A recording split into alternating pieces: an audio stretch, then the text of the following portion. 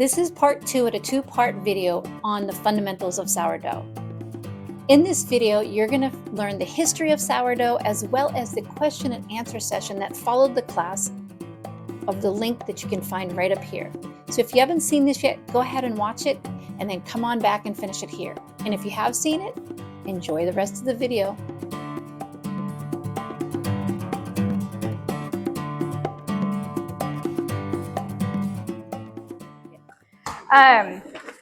Sourdough, I have a little bit of history, which I thought was really, really fun. Who thinks they know where sourdough came from?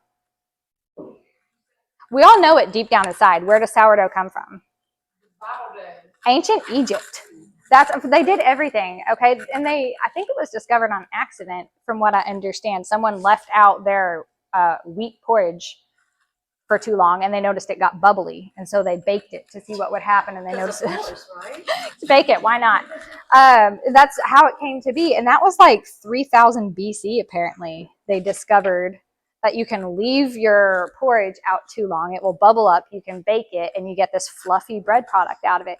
So they worked on it for years and years and years. The Greeks and Romans, of course, discovered it and began developing the process even more so around 800 BC, from what I could find. And that's how people ate bread forever, only soured. You did not have a little jar of yeast that you could buy at the grocery store. So it was all fermented. Keep that in mind, because we've all said it probably. We've all heard people say it. Nobody used to be gluten intolerant. Now everybody's gluten intolerant. There's a reason bread was made differently, and it's also different flours. I keep saying I'll get to that. I will. It's at the end. Around 1180, the French began developing their own bread making. But instead of using a normal sourdough process, they discovered that the barm, which is like the scum that appears at the top of beer making process, they scooped the barm off of the beer that was in progress, and they'd throw that in flour, and that fermented their bread. So people started using that because they had it on hand, and maybe it was quicker. Then things got in the mid-1800s. What's the name that pops into your head when you hear the word microbes? Nobody? Louis Pasteur. Yeah, Louis Pasteur. He decided to go ahead and start analyzing basically sourdough starter culture. And he was able to isolate the different yeasts and bacteria in sourdough starters. And again, they're all different, but generally speaking, they've got a lot of commonalities. He isolated one particular yeast, Saccharomyces cerevisiae. I'm going to say cerevisiae, something like that. No one is microbiologist, right? Okay, good. He isolated that single strain of yeast, which is a fungus, by the way. Yeasts are basically airborne funguses. I didn't know that until this week, so that's fun. But he figured out that that is the one that's really the motor behind leavening, making things rise. And he got to thinking, what if you had a whole bunch of just this one fungus, this one yeast, and you could contain just that one? And behold, we have commercial yeast. It's the one fungus out of all of the funguses and little creatures in here. But it's extremely efficient. It makes things rise much faster than this does, because this is a whole bunch of different bugs. The strain I just listed is just one part of that whole family.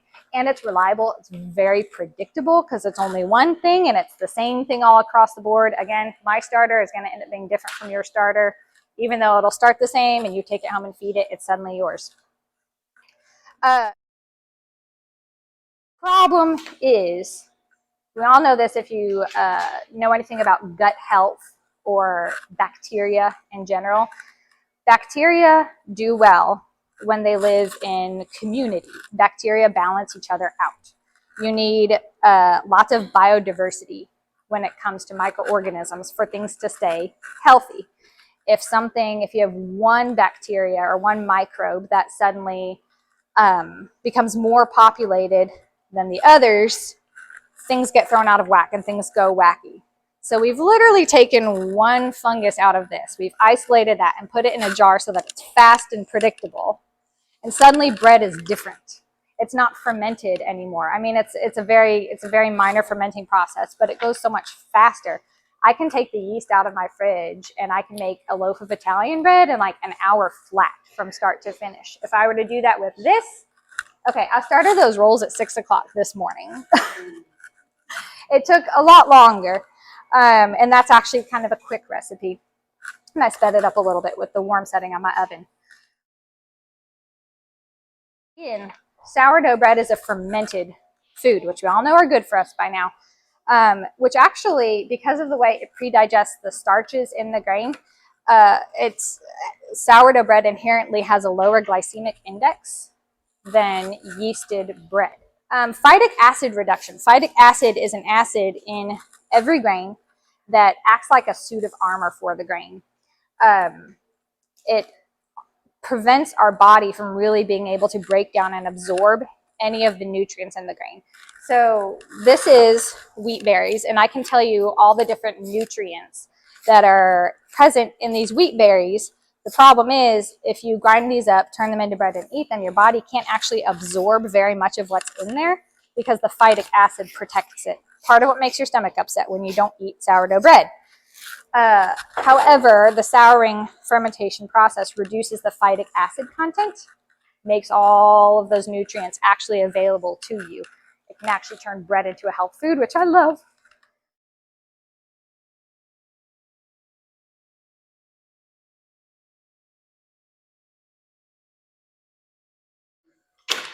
Leonardo lives in the fridge most of the time. I don't bake super duper frequently with him. He gets fed probably once or twice a week, to be honest. So the way, let me make sure I'm not forgetting anything. Yeah, we can talk about that. When I want to bake something, I feed Leonardo. He has to have like 6-ish hours to bubble up and become, like this. Because right now he's looking kind of flat. In a few hours, he'll look like this. He'll be all frothy and foamy and lovely. I'll feed him, wait for him to get all bubbly. I'll harvest what I need from him, leave at least, a spoonful in the jar, and then put him in the fridge until I want him again. When I want him again, I take him out of the fridge and I feed him. Repeat the whole process. After you feed him, yes. Does he then stay on the counter while he rises? He has to be at room temperature to rise. He has to be at room temperature to rise. Your starter could be a girl. Yes. Does the starter have to be on the counter at room temperature to rise? Yes, he does. Won't rise. I mean, he'll rise very, very slowly in the refrigerator, but the refrigerator stunts metabolism, slows it down greatly, just like with most things. Yay. He misses you. I missed him too. Typically. This is super duper flexible. You will see in a lot of recipes will specify fed bubbly starter. Okay. In which case, to get a fed bubbly starter, yeah, you want to feed it 6 to 8 hours before you want to mix the dough up. That's when it's probably going to be at peak bubbliness. And it depends how warm it is. In a warmer kitchen, it'll only take 4 hours. In a colder kitchen, it might take 10 or 12. It just depends. But yeah, a warm, bubbly, freshly fed bubbly starter, you will have to feed 6 to 8 hours before you want to mix it together. So you can feed your starter before you go to bed, and in the morning get your dough together. I've also fed it in, for different recipes, fed it in the morning, and then when the kids go to bed, I mix up my dough and it rises overnight. Different recipes call for different processes as far as that goes. Her sourdough starter instructions stated that you want to bake bread when the starter is at max bubblage. And most recipes will say that. I am not good at following instructions. And so for various reasons, I have definitely fed Leonardo. He's bubbled up to here. He's fallen back down. He looks really sad. I don't have time to make the bread I wanted to make with him. So he goes in the fridge, and 4 days later, I pull this out, harvest what I need, put the cold sourdough starter that's 4 days old in my flour and whatever else I'm mixing up. And it's risen every single time. Yeah, that was another thing I needed to get into. Discard recipes is something you will see a lot of. If you've ever looked up sourdough recipes, you're going to get a world of 50 things to do with your sourdough discard. Let me explain this. Sourdough starter, this culture exists in 2 different states. Fed. This is fed. It's bubbly and happy and frothy. And unfed. And that's basically it. You take unfed starter, you give it flour and water, and it is fed and it grows.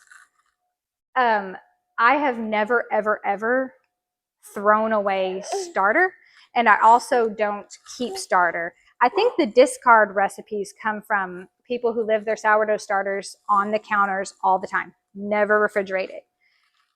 It has to be fed at least once a day when you do that. Once again, if you're feeding it every day, you can only feed a tiny bit of starter. If I take this and I'm going to feed it, I would have to take that amount of starter and feed it like this amount of flour and water for it to metabolize in a happy way. You want to feed just a tiny bit of starter. Most recipes will call for like a cup of sourdough starter. Okay? I don't need 16 cups of sourdough starter ever. You want just a little bit. So if you're leaving it out on your counter all the time, it has to be fed every single day, which means you would want to remove the starter that was fed yesterday and is now hungry again. And you want to feed what's in your jar. The thing is, people collect all the starter that they've removed to trim down what they have to a reasonable amount. And then they've got all this discard. It's just hungry starter in the refrigerator. And so you come up with discard recipes that don't actually have any amount of fermentation happening. So you'll have discard brownies where you put a cup of sourdough starter in the brownie mix and then you bake it. There's no fermentation happening. You're utilizing something that you might otherwise just throw away, so that's a good thing, but you've not fermented the flour that you've added to the brownie mix, okay? So there's nothing wrong with the discard recipes that are mix this in, stir it all up, bake it, you're done. It's not going to hurt you or anything, but it's not a fermented product. Products that are fermented require several hours to bubble up and froth. Like I said, I started those rolls at 6 o'clock this morning. It's a fermented bread product. I probably should have put them on the cooling rack, but they're okay. That being said, I don't discard feed. I take hungry starter and sometimes I'll feed it a large amount of flour and water with some salt and I'll bake it into a loaf of bread. So that's my process. I feed it, I harvest what I need from it, it goes in the refrigerator. I have definitely used 4 or 5 day old cold starter straight from the fridge and it has still leavened my bread. Yeah. It's very forgiving. It's very flexible and forgiving. When I want to bake again, I take it out, I feed it. Like I said, sometimes life gets the better of me and this has bubbled up and fallen down and he's getting pretty hungry, but I don't have time to do anything with him. So he just goes in the fridge and 3 days later, I'll take the hungry discard, mix it into ingredients for a loaf of bread, and I get a risen, fluffy loaf of bread out of it. I've never once been in a position where I have to throw away sourdough starter, okay? And also, I only make fermented things. I don't know. I don't see the benefit in using sourdough starter in something that's not going to ferment. There's no health benefit there. Yes? Is the hungry discard just when it's risen past the level you always keep it at? Well, what's going to happen is this is pretty happy. When did I feed this? Yes, the discard is when it's risen past the level I feed it at. The discard is basically... I fed this at 6 o'clock this morning, I think 6:30 this morning. Okay, he's probably at peak bubbliness right now. He's going to start to fall. Okay, all of the starches that the bacteria and the yeast could possibly want have been consumed. They've eaten all of it, and that's why it's so bubbly and gassy in there. If you were to sit here for 3 or 4 hours and watch it, it would fall back down to where it started at. It's discard. Okay, it's at this point.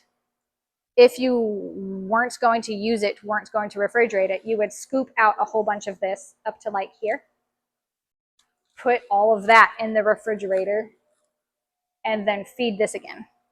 Same thing. Again, sourdough starter exists in 2 states, fed, unfed. This is what would be considered discard. It all leavens bread.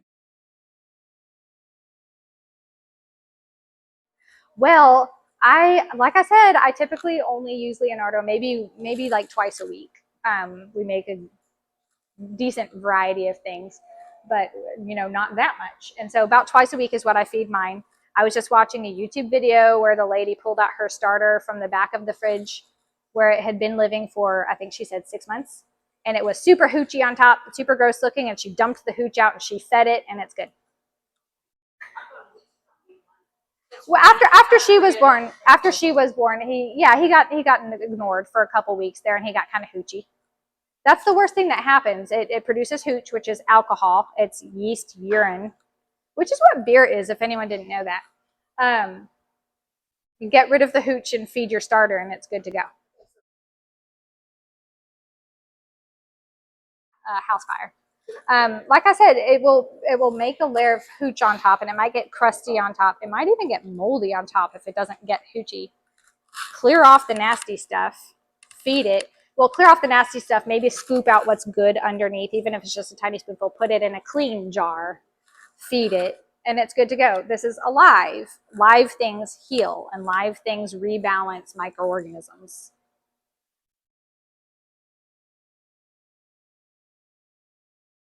Just smear a little bit of it on, I think I used a silicone baking mat on a cookie sheet, and left it in like the warmish oven just to dry for like, I probably left it in there for a couple days because I forgot about it.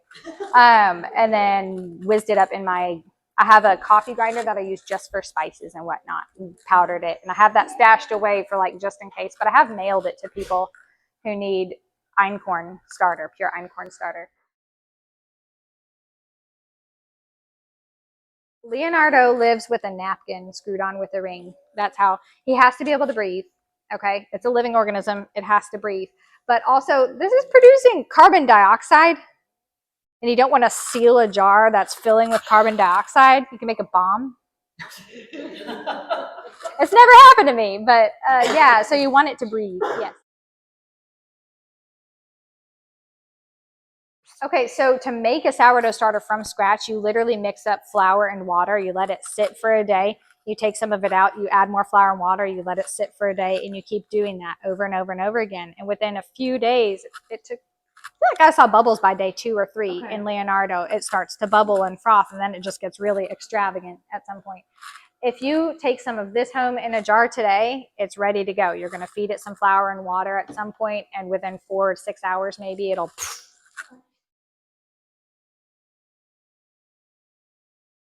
If I'm not going to use the einkorn flour, whole grain or all purpose, it doesn't matter. If I'm not using einkorn flour, you have to use an unbleached flour, whether it's bread flour, all purpose flour, whole grain flour, it doesn't matter. It has to have the word unbleached on it, because the bleaching process sterilizes the wheat, and we don't want sterilization. Productivity is what causes the bubbles and the leavening. So you're looking for just an unbleached flour, whether you've bought the berries and milled it yourself, or you bought a bag of unbleached flour. That's all you're looking for. And to bake, what can you use? I've baked with everything to use, yeah. We hope this video has been helpful, and if it has, please consider liking and subscribing, and look for more great content from Maplewood Homestead.